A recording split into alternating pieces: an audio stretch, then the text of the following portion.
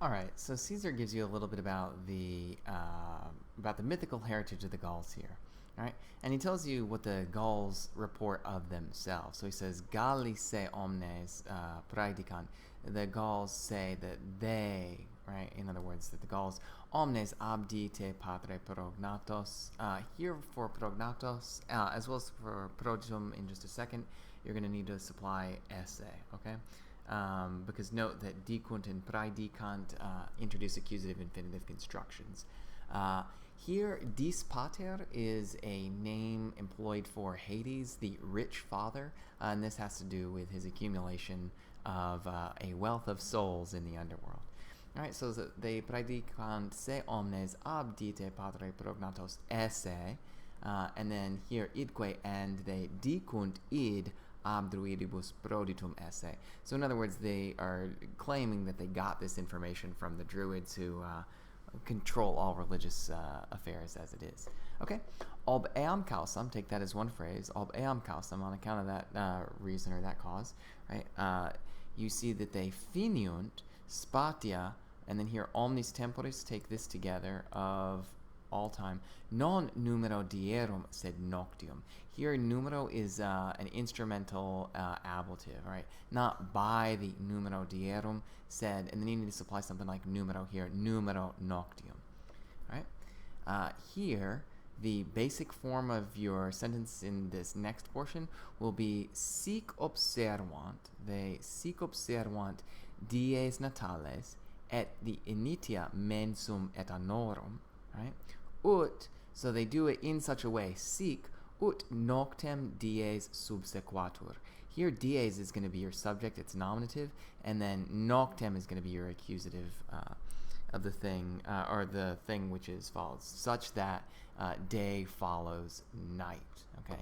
In other words, Caesar is telling you that because the Gauls thought of themselves as having been born of dis pater, Hades, they begin their days in the night, and day logically follows night. Here then in reliquis vitae institutis, note here reliquis and institutis they go together, reliquis modifying institutis, and then these are the institutes or the institutions vitae of life. Here hoc is going to be an ablative of sort of respect here. So they differ in this way, right? Fere abro liquis, from others. And here the rest or the others are going to be something like reliquis gentibus, from the rest of nations or races.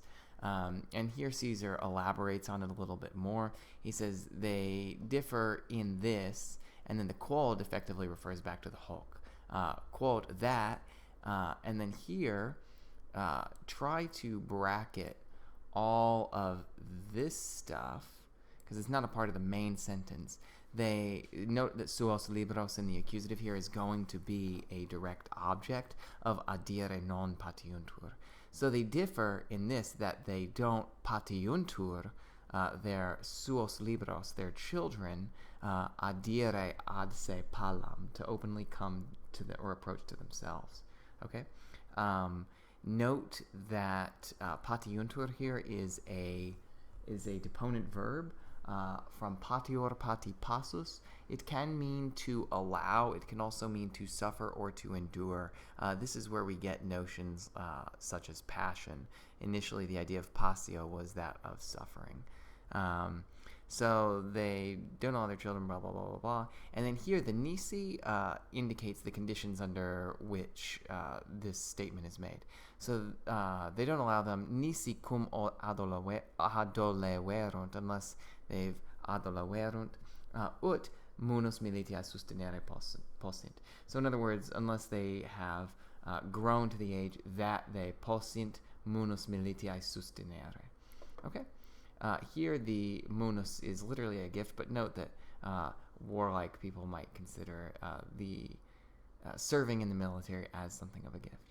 All right, so that's that. And note that this is still continuing the way in which they differ. So that was one way in which they differ. And they turpe ducunt. Here you want to supply something like esse. And note that ducunt here is being used as a synonym for something like putant or arbitrantur, or some other verb of thinking. Literally, it means they lead, but best to use something like the word consider. They consider turbe esse, that it is shameful, and then you're going to have an accusative infinitive construction depending on that it is shameful for or that a filium, right, to adsistere, and the filium here is described as being puerili aetate, at a boyish age, to consistere or adsistere in publico in conspectu patris. Okay? Hopefully that's all fairly straightforward. We'll probably spend some time on this one in class because it's a bit more challenging and considerably more involved than the passages which came immediately before it.